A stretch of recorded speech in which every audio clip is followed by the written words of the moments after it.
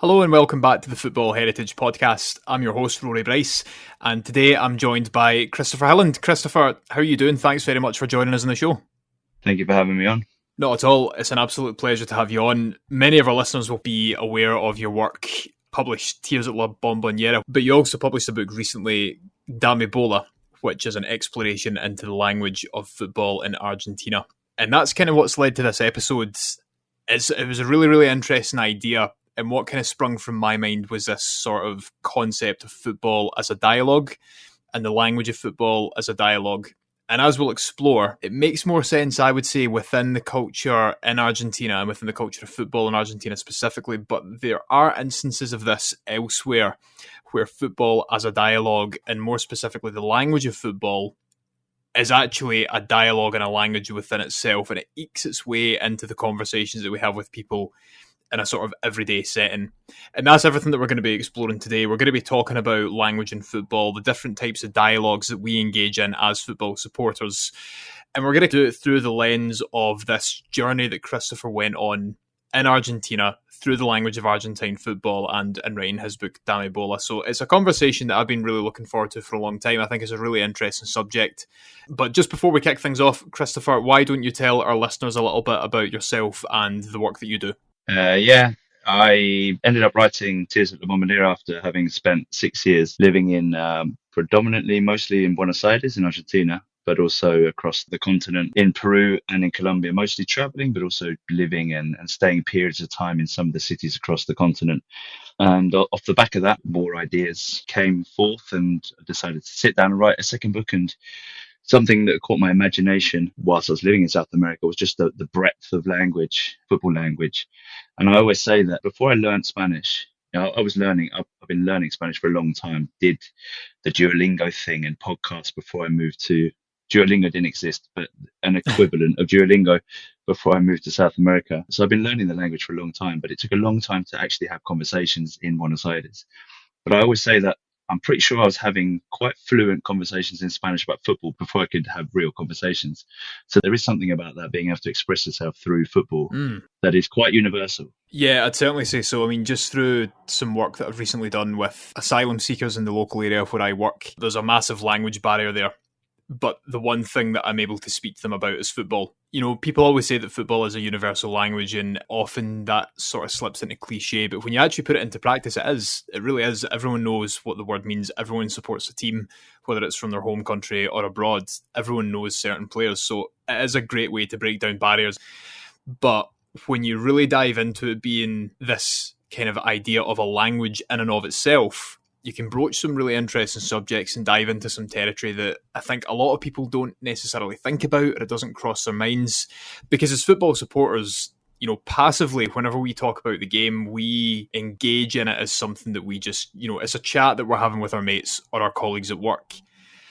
But what we maybe don't acknowledge enough of is that football and the words that we use for football make its way into the conversations we have day to day. And that's not even to talk about on match days, when we're in the grounds, when we're singing songs with our fellow supporters. And that's the types of things that we're going to be touching on today. But as I mentioned at the start, as you've alluded to there when you were learning Spanish, within Argentina, it takes on a completely different form and almost has a mind of its own. So I'm really looking forward to getting stuck into those things with you and hearing some of the stories that you're going to tell us and that you mentioned in your book. I mean, I suppose to start things off, what do we mean by language in football?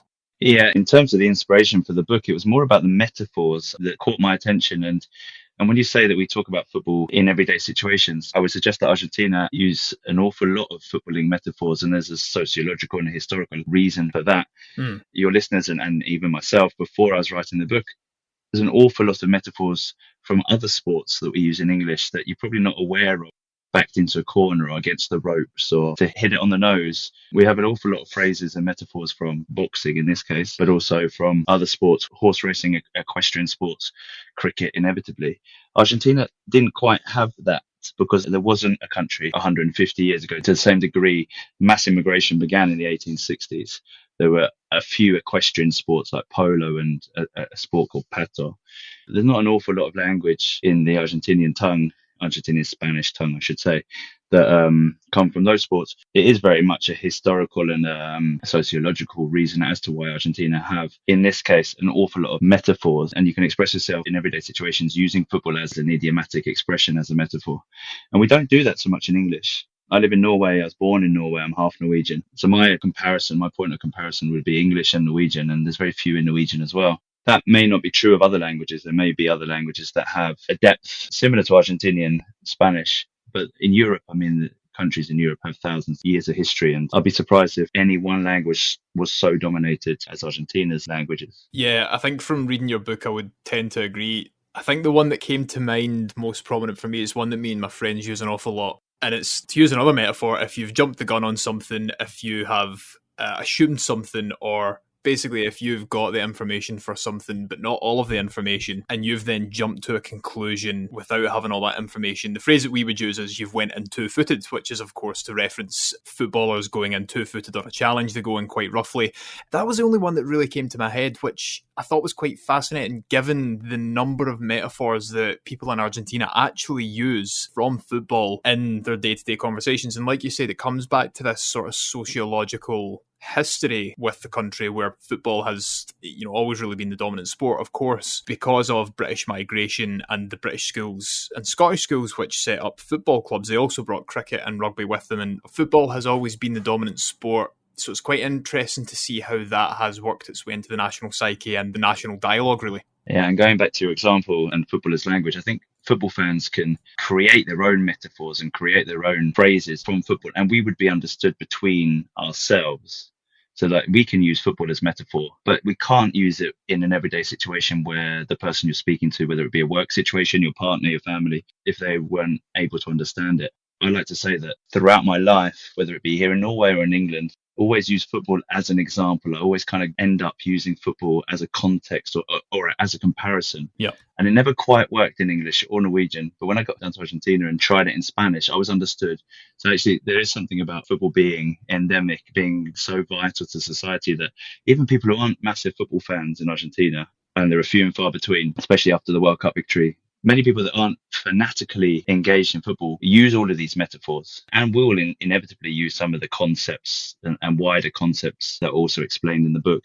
Exactly, and I was thinking about this earlier as well, like being born and raised in and still living in Scotland, we have a pretty big football culture where it's nowhere near on the level of Argentina, but for the most part, most people will be aware of or had their lives influenced by football. It's just kind of part and parcel in it. And it'll be the same in England to a degree as well. But even then, you still get the instances where you'll try and speak with someone about football and they're like, oh, I'm not interested in it. And they genuinely don't have any idea. That does happen, but it doesn't seem to be the case in Argentina, where football has kind of transcended this idea. We always talk about football and football supporters as being part of a nation's cultural identity and cultural heritage, and there's loads of different conversations you can have around that. But I would probably argue that Argentina is the only country where that is tangibly and evidently the case now. And I think the integration of football and metaphors and football into the language is a huge step towards actually acknowledging and recognising that. Because at the end of the day, the language that we use at football games and metaphors from the game, it is a unique dialogue that only some of us can understand. In many ways, it is quite exclusive. If you're not a football fan, you maybe don't understand what's being spoken about. But with Argentina, that's not the case. As you said, most people will be aware of these types of dialogues and these types of metaphors. So within that, would you say that the language of football has actually become part of Argentine culture in a way that it should be seriously recognised? Yeah, absolutely. They're one and the same thing. Essentially, as I say, people who aren't interested in football will use these football phrases. Maybe they don't know where they come from or the origin story or the story behind it. There's always a story behind the phrases, where the phrases come from. I don't want people to think that the book is heavy on grammar or heavy on etymology, because whilst I find that interesting and I can geek out on that kind of stuff, there's often a football story behind a lot of the phrases. So the book does use language as a vehicle to portray these stories, essentially. But I think in the UK, here in Norway as well, some aspects, some elements of society still look down on football a little bit. And that, again, does have a societal, historical reason. Hooliganism, 70s and 80s and into the 90s did put people off a little bit, and that's understandable. to walk around with a football shirt in the UK was something that I stopped doing after becoming an adult, unless you're going to a game, of course. Whereas Argentina is proudly working class. There's no shame whatsoever, unashamedly like proud of walking around wearing their football shirts and using football and talking about football in every aspect of society. So I think that might be a great difference. And the reason why football is so important in Argentina, and it's been spoken a lot about by the best, Tim Vickery, by Jonathan Wilson, by people who have written books and spoken about this a lot. But football is really the one place that Argentina on the world stage can be world class, can say that with their hand on their heart and say, we are the best. Argentinians will say they're the best at everything, but they were promised so much as a nation. They had every chance of becoming a first world nation, and because of many different historical aspects and not always their own fault, there's been a lot of meddling, external meddling, let's say. It was Japan and Argentina that were predicted to be like world powers in the future because of geographical reasons, or the resources, I should say. So football is one thing that they can still, and this is from the 1920s, so 100 years of being genuinely able to say that we are world class in this. Yeah, exactly. I think that's a really good point, actually. It's not their national sport for no reason, and like you've said, they've kind of justifiably showed people why they can say they're the best at it. So it's kind of only natural that it should follow football as part of Argentina's culture. But then, like, even just reading some of the phrases, I think one of my favourites, and again, like, always kind of compare it to Scottish football, but it does make sense. You get this in other footballing nations around the world. Platonismo, so river plateism, was one of my favourites, and it reminds me of a lot of the debates that Celtic and Rangers have over which referees or which officials or which people within the SFA favour one team or another whenever a game's played out, and it gets into these really sort of petty kind of squabbles and debates online about the different organisations being corrupt. But in this case, and what I was quite surprised about is that, yes, while that idea does exist, this particular phrase is mainly made to refer to Brazilian football's desire for players from what are termed as the River Plate nations, so Argentina and Uruguay, in the 1940s. So it takes on a full different meaning, whereas some of our context and some of our reference points actually mean something completely different. And I think that's quite interesting in itself, is that each of these phrases has some really kind of deep meaning and historical context behind it. Yeah, and that desire for the players from the River Plate was something that was also true of Italian football. Mussolini stopping foreign players and changing the foreign names in Italian football left the door open for South American players with an Italian background, because they provided something different, provided a different playing style. So you have the Italian word oriondi, which is used in Spanish. Again, every language borrows words and phrases, adopts words and phrases from other tongues. Those are a raft of players leaving Argentina for Italian footballers, as well as Brazilian football, as you mentioned. So there's something about that. The diversity of playing styles as well is quite important. There's quite a lot of history when it comes to the language of Argentinian football, and it did begin with English, inevitably. And I would say that now, today, there's a romanticism when you imagine growing up and your father and your grandfather were using different vocabulary, different concepts to talk about the game. These phrases that initially were in English were written down by Spanish speakers and Italian speakers phonetically, and it became an English word in Spanish. And some of these words are still used as synonyms by people who work in the game, whether it be commentators or pundits. They might still say referee. They might still say corner as a synonym, because in that kind of context, it's good to have a range of vocabulary to not have to repeat the same words. But for the rest of us, it's more a case of your dad and your granddad use different words. I think in English, we still use the word centre half, for example. But the whole concept of a centre half is long gone. But it's just a nice way to refer to a central defender. There's quite a lot of that in Argentinian football, but the game has moved on. They took on their own vocabulary, and that's a national identity thing where it's right, okay, we've left the British past behind. We're now independent. I mean, they were never part of formally never part of the Great Britain, but there is something about taking on the game, the British game, the English game, and making it your own. And the language developed from English, and all the concepts and phrases that are in the book show a historical lineage, essentially. Exactly, and that's what I got from it as well. But it's interesting you mentioned the different sort of dialogue side of things, because, well, my dad, he still says like outside right or inside left. And again, those types of roles that players play, they may still be around, but people don't necessarily refer to that anymore unless they're from a certain generation. Halfback is another one that he uses quite a lot. And again, they're terms that have evolved and changed over time and mean something to different people. But a couple of episodes ago, we spoke with Callum Ferguson, who was one of the co-founders of the Alaba FA, who are a football association who represent the Gaelic-speaking population of Scotland and overseas, so the Gaeltacht. And it was interesting hearing him speak about the Gaelic language, because I can't speak Gaelic, but when Gaelic people ask each other, where are you from? They're not asking where are you from, it's from who are you from, so who are your people, which is completely different and a totally different cultural understanding to what we might think. And it's the same with Argentina. It's the same with football in Argentina. As I was mentioning, our reference points are just completely different. So it's quite difficult to understand, but what I really liked about Dame Bola was it put all of these things into the context that I think we need to get as close to an understanding of it as possible. Particularly the adduction of the goals was one that really stood out for me, I think, because in isolation, not many people would understand or know what that means, or probably maybe even use it in the wrong circumstances. But the historical, social and political context behind that is incredibly heavy and incredibly important. I think it's a way to enrich your experience of football and really understand how different football cultures operate in the real world. Absolutely. There's a lot of politics and history and societal aspects involved in the Argentinian game as well. You can't look away from the dictatorship. Well, one of 6 dictatorships over the last 100 years, but the most violent and what they call the last. And that's a very hopeful phrase. But the last dictatorship where they disappeared or tortured, illegally detained 30,000 of their own people between 1976 and 1983. It's very difficult to get away from that. And there are some phrases that are quite heavily linked to that period. And that's the context, and there's no getting away from it. To pretend that didn't happen would be, I wouldn't be willing to do it. When it comes to Argentinian, similar to what you were saying about Gaelic in Scotland and the way they express themselves slightly differently, Argentina has obviously a very close link to Italy, and there are a lot of Italian phrases. They use a slang called lunfardo, and lunfardo would be linked to the word Lombardy, the area of Italy. So the name in and of itself suggests the link to Italy. The Boca Juniors nickname Xenese is Genovese, and there are an awful lot of slang words that get into the Argentinian Spanish language to show a link to Europe. They're very proud of that link to Europe, and there might be an element of xenophobia and looking down on the rest of the continent and saying we're meant to be European, we're meant to be first world.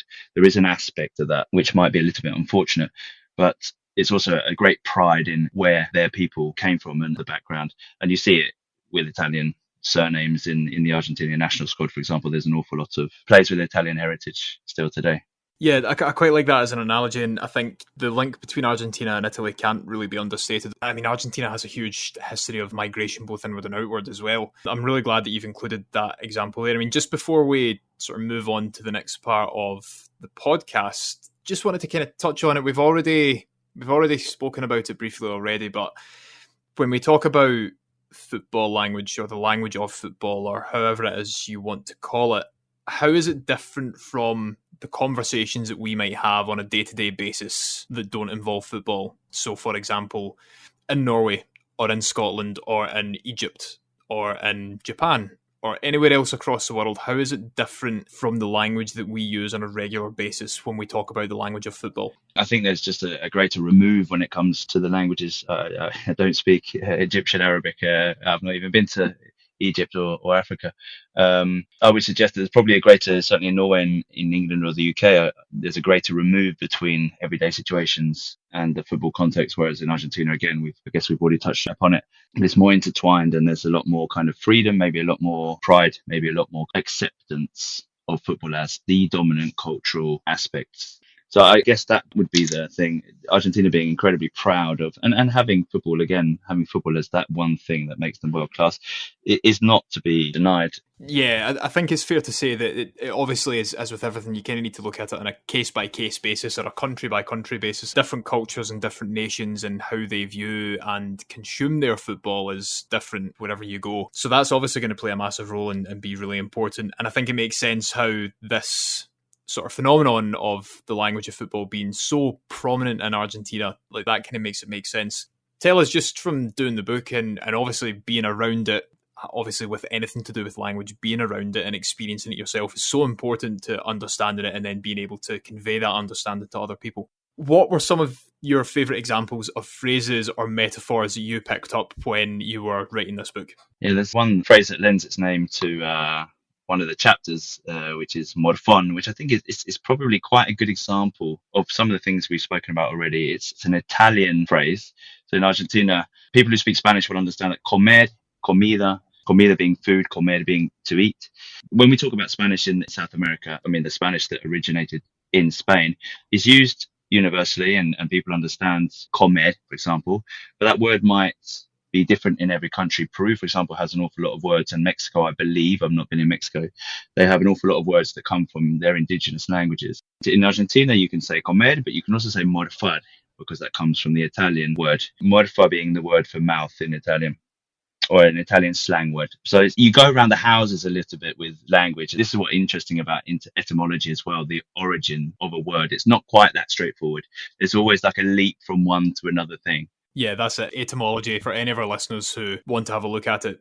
If you're interested, so within my work in heritage for my day job, etymology plays a huge role because we're always looking at place names and studying place names. And like Christopher's just mentioned there, etymology is effectively the study and research of names and where names have their roots in. It's so fascinating, and I could nerd out on it so much, to be honest. Yeah, and doing the research for the book, I thought I understood maybe the link between the original word and the word that's used in everyday situations.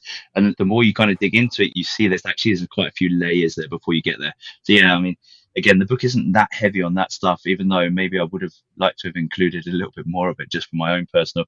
But yeah, just to finish off on morfon, morfar then meaning eat, morfon is then somebody who's greedy. And there is and this is going back again to kind of the playing style of Argentinian football that led to them being so sought after in Italy and in other countries in the 1920s, 100 years ago, and beyond that, was that they have a very individualistic style, individualismo, literally the word. Whereas it's very much about expressing yourself. It's very much about dribbling. And you see that with Messi and Maradona, the best. You also see it with players like, in this case, in the book, Mauro Serrati, who played for Birmingham City, amongst others. And when he went from Lazio to Inter Milan, Internazionale, they put a clause in his contract that he should be passing the ball a little bit more because he was infamous at the time for carrying the ball too much. And he would defend himself and say, yeah, but my job is to carry the ball because the longer I carry the ball, the more players I attract to me in the middle of the park and the space is open in behind, which is the classic number 10. Again, another concept of the book is how a number 10 holds the ball, waits for a pause where the players get into position. And Riquelme is another example of this. And they're kind of lamenting in Argentina the death of the number 10 because it's becoming very systematic. It's becoming very like the freedom of that number 10 is becoming old hat. I was going to say, talking about heritage and old stuff, it's dying out. So Morfon is a great example of it. Kind of blends a lot of those aspects in together. It's incredible how many phrases. I do not profess to have come across these phrases living in Argentina even. I mean, my Spanish has developed since I left Argentina. I've actually been lucky here in Oslo to meet a whole group of Argentinians and probably even developed my Spanish further having left the country. So doing the research, I came across a lot of phrases that I thought were incredible.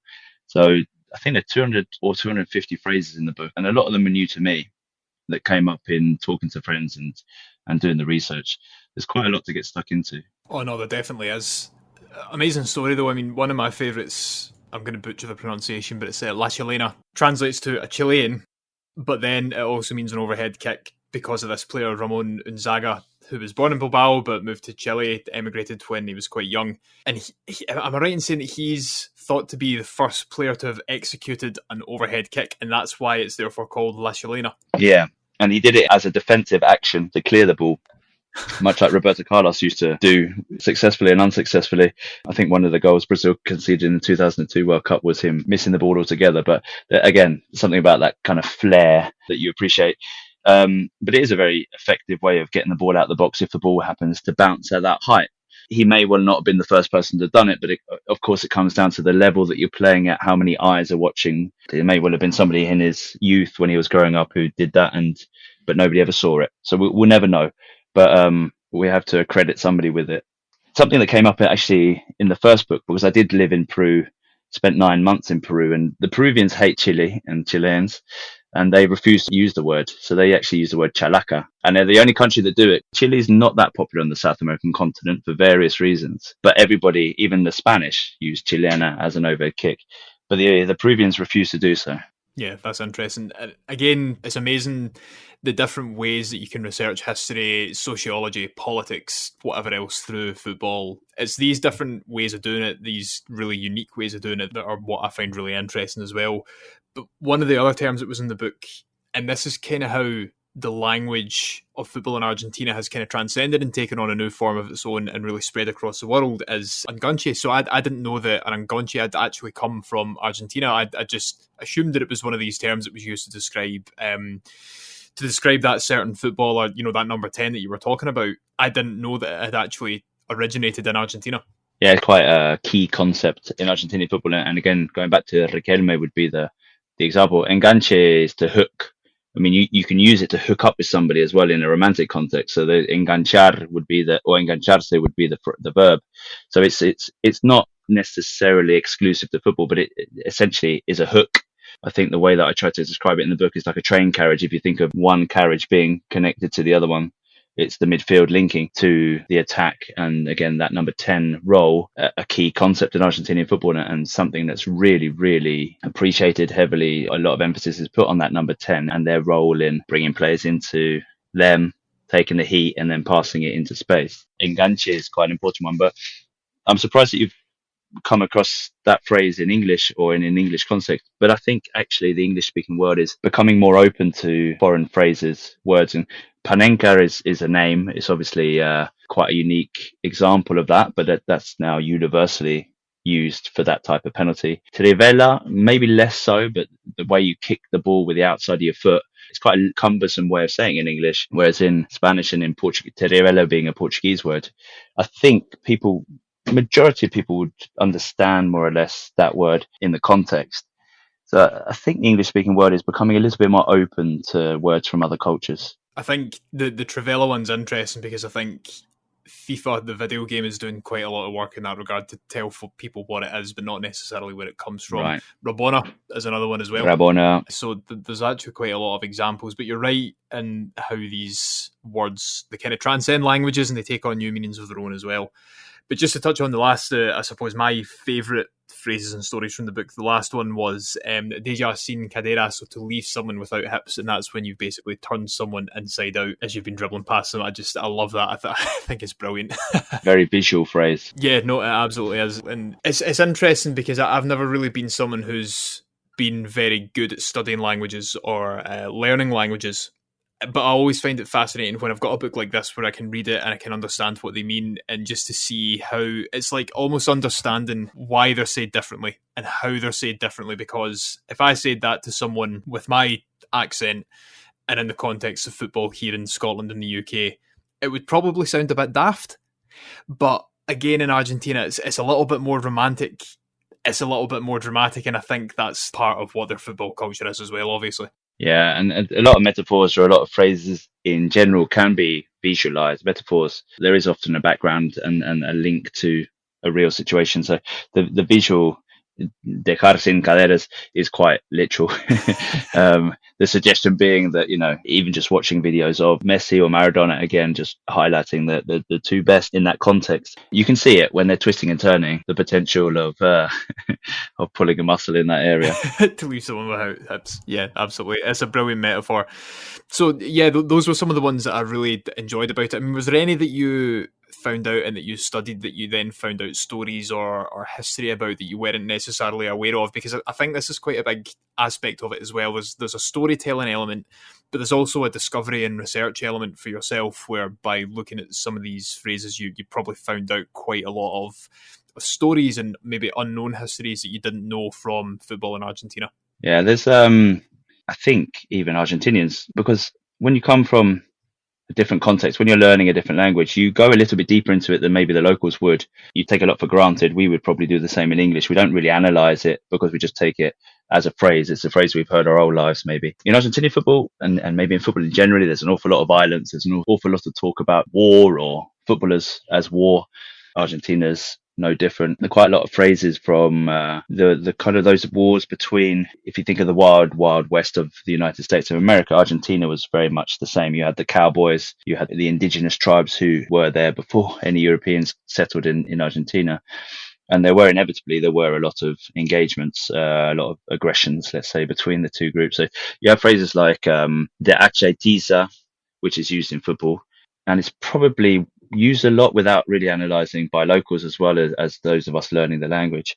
But it means, if you picture gauchos, cowboys, or the indigenous in the vast pampas of Argentina, campfire, relaxing after a long day of hunting and whatever, and there's an attack, you take your axes and you take burning logs and you defend yourself. And that's used in a football context, a very feisty game, and very much linking to, the Argentina of 200 years ago. I like those stories. I mean, it's very violent. Argentinian football is very violent, and I think they're very proud of it, of that kind of masculinity of it. But these were quite interesting phrases, because the phrases you come across, and I knew what hacha meant. Hacha is an axe. It's quite similar to the English word.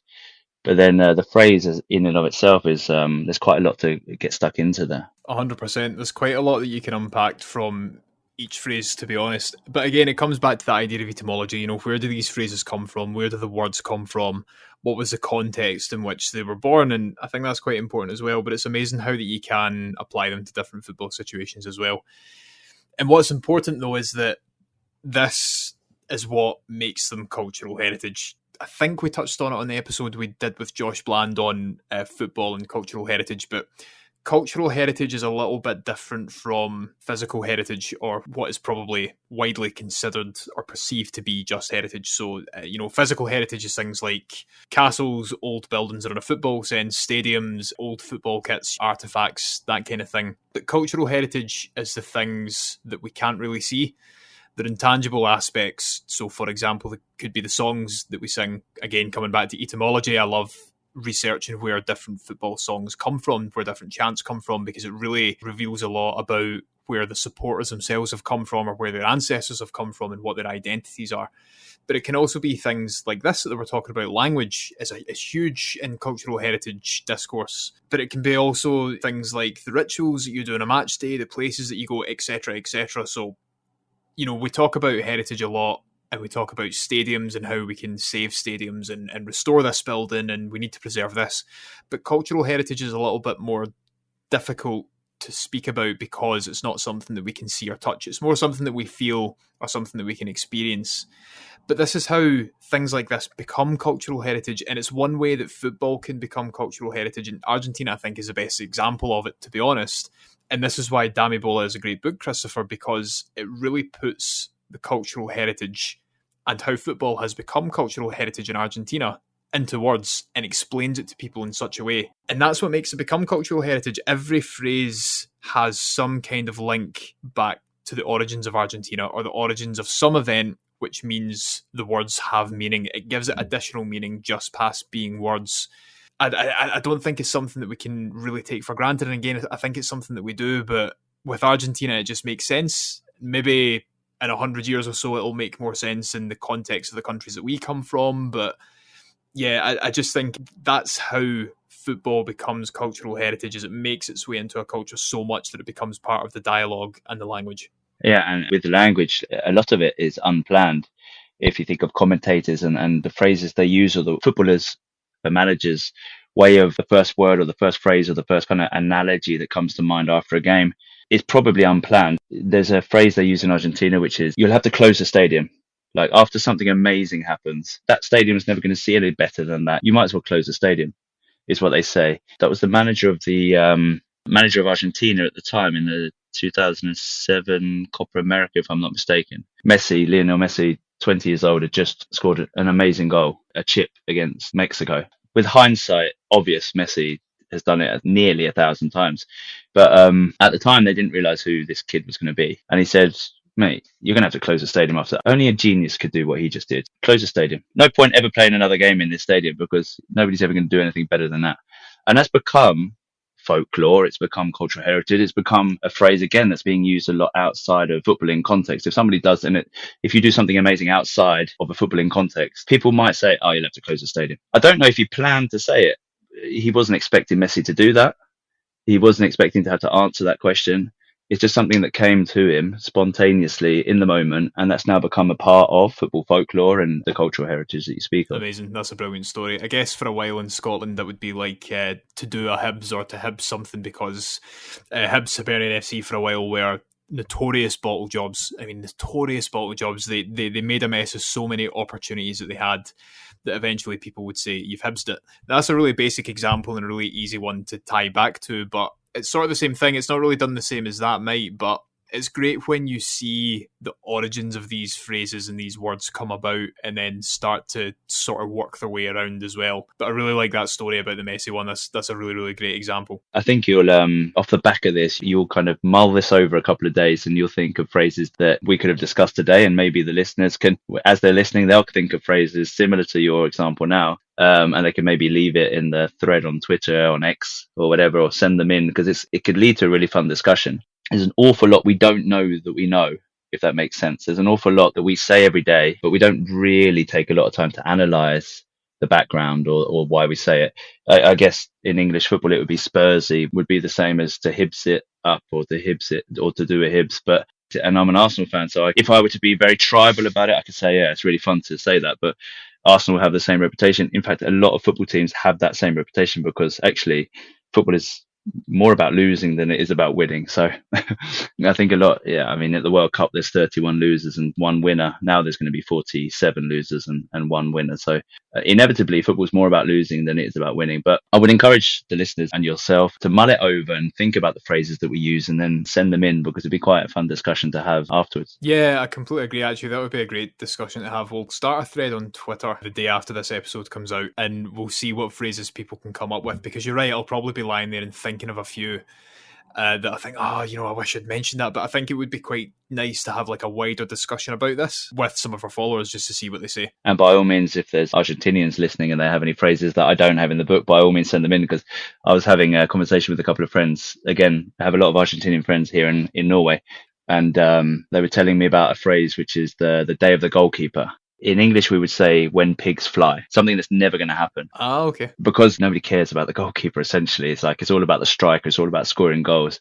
So if you say, like, are you going to, in your context, are you going to invite this person to be on your podcast? You might say, when it's the day of the goalkeeper, which means never. Never.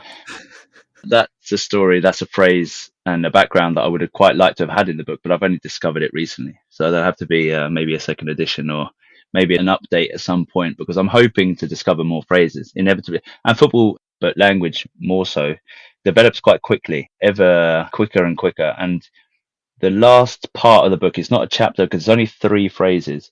But as I alluded to earlier, Argentinian Spanish use an awful lot of English phrases to talk about football at the beginning. Those phrases, not the same phrases, but new English phrases are coming back in because of the prevalence of the Premier League, the accessibility of the Premier League, the kind of poor level of Argentinian football, and a lot of Argentinian players leaving for England and Europe, but mostly, now we've got Echeverri playing for Manchester City at the age of 19, scored a goal at the Club World Cup. And so Argentinian football is losing its best talents. If you have a wonder kid playing for Man City, you're more likely to watch Man City. You're more likely to watch an Argentinian playing for Tottenham or Man United or whatever. So them watching more and more of the Premier League, and some of these phrases are coming then back into Argentinian football, a new form of linguistic globalism, you could say. So if there were to be a second edition or an update to the book, there may well, in 5 years' time, there may well be a slew of new English phrases. Brilliant. I love it. I like how it's kind of come nicely full circle like that.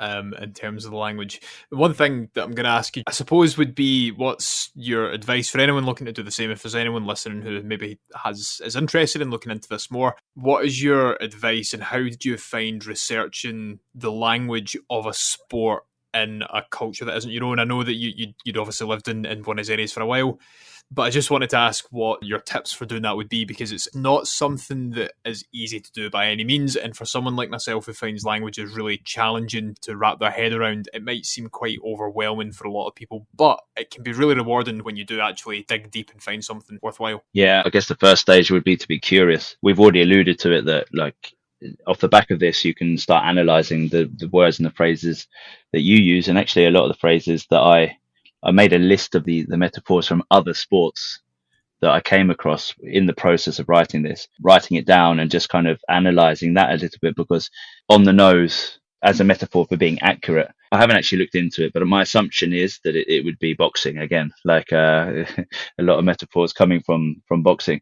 So I guess the first thing is to be curious, and there's no shortage of access to information with the internet and with, I mean, read Susie Dent's books. If language is, it doesn't have to be sport related necessarily. Just be curious about language. It's a pity that we don't in the UK, or at least at my comprehensive school in West Sussex where I grew up, there wasn't an awful lot of grammar, focus on grammar, and actually it is surprisingly interesting. And it's something that I taught myself before, because I worked as an English teacher in South America, which is, again, a bit of a cliche because that's what you do if you don't speak the language. Now remote working is it's a lot easier to work wherever you want in the world in certain industries. But I went down there to teach English, but I realized I didn't really understand much about English grammar. So I had to teach myself before teaching anyone else. And it is surprisingly interesting.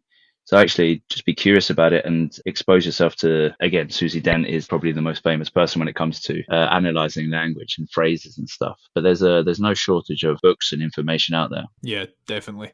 I think what's important as well is surrounding yourself with the culture, surrounding yourself with different things. Even if you're just like watching a video, or if you have time to kill, put something on in the background that is speaking in that language and see what kind of things that you pick up. It's kind of like training yourself in many ways. Again, coming back to the conversation with Callum Ferguson on the Alibi FA, I mentioned that we have Gaelic language signs across the entirety of Scotland, but in reality there's only a small part of our country really isolated in the islands that actually have Gaelic as a first language. And then it's, people's secondary language, maybe if you go into the Highlands, over to Inverness, Forres and Nairn in that way. But then really when you start to get sort of south of Highland Perthshire, you don't really get anyone who can speak it at all, bar maybe a few words. And the issue a lot of people have with the signage is that, well, yes, it's to help people who speak Gaelic, but even a lot of Gaelic speakers say, well, it's not really helping anyone, though. It's kind of putting the culture and the language in front of people without telling them anything else and just kind of slapping it there out of context. So, I think for people who want to really study the culture of a language and the culture of a language of football, you really need to immerse yourself in it and surround yourself with it at all points. And again, I think it can be something that's just massively rewarding if it's something that you dig in at. Yeah, and that was my goal of moving when I went to Buenos Aires to learn Spanish, and I thought I was going to pick it up relatively quickly, and I wasn't aware of the ins and the outs, all the details, all the kind of things I was going to be exposed to. The plan was never to write a first book, let alone a second book, but inevitably the deeper you go, the more fascinating it becomes. It doesn't necessarily, as you say, it doesn't necessarily have to entail moving to a different country and starting from scratch and building up a foreign language, a foreign tongue over many, many years,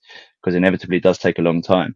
But engaging with local languages, I grew up in West Sussex, and they were selling a book at Tesco when I was growing up, which was to do with the Sussex dialect. And I think it's a series of books. So if you grew up in Essex, or if you grew up in Surrey, I'm sure there was a similar book. But it was fascinating to read about the phrases they use in the 1600s in the area that I grew up. And I wasn't aware of many of them because I think they're dying out. Inevitably, they are dying out at a faster rate. But yeah, even just picking that book up for £4 at Tesco, it kept me entertained for a few hours. It's as I say, there's a wealth of information out there if you're looking. Yeah, I think that's actually really good as well. I really, really like those books, but again, it's coming from a kind of heritage perspective. I think local dialects are really interesting. Obviously up here, Doric in Aberdeen is probably the standout example, but Fife have a really distinct accent. Lanarkshire has a really distinct accent. Ayrshire as well. So these local dialects are quite important, and it'll be the same wherever else you go as well. But Christopher, this has been a really interesting chat. Thank you very much for joining us. Brilliant to finally get you on the show and speak about this really fascinating subject that doesn't really get an awful lot of spotlight, and is maybe something that a lot of people are aware of but don't necessarily know how to address or how to speak about. Is there anything else that you want to add just before we finish up for tonight?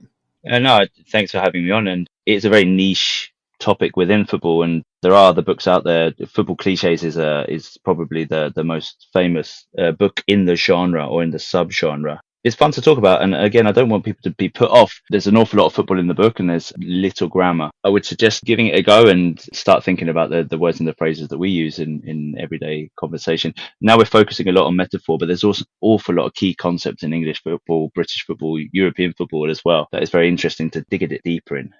Yeah, there certainly is. Well, we'll put all of the information to purchase your books in our show notes for this episode as well. If our listeners haven't got them already, Tears at La Bombonera was a fantastic read, but Dame Bola really touches new territory. Like I don't think I can really understate that enough. It's not something that has really been spoken about, so I would encourage our listeners to pick it up, try something a bit different and new, and see how you feel about it, because it's really, really fascinating stuff. And as we said earlier on, we'll put a thread out on X. Tell us the phrases that you can think about related to football that are metaphors that have kind of worked their way into your everyday language. For example, going into footed is one that I use all the time. When you're at your next football game, have a think and be aware about the language that you're using and the dialogue that you're engaging in when you're speaking with people, and see if you can pick up on some things that you previously weren't aware of after hearing this conversation or reading Chris's book. It would be good to hear from anyone who does that. And, again, if you have any phrases, you can comment on our Spotify show. Actually, we'll open up the comments for that, and you can comment on our thread in X, which will be out the day after this episode releases. Otherwise, thank you very much to all of our listeners for tuning in for this episode. If there's anything that you want us to cover, if you've got any questions about this recording, then you can DM us on X, that's @_footballheritage, or you can email us at hello@footballheritage.co.uk as well. If you enjoyed this episode and you're listening on Apple or Spotify, don't forget to leave us a review, leave us a comment, or engage with us in another way. It does wonders for us in terms of the algorithm and pushing us in front of new listeners. But for now, Christopher, say goodbye. Thank you for having me. Goodbye. It's goodbye from me as well. We'll see you all again next week. Goodbye.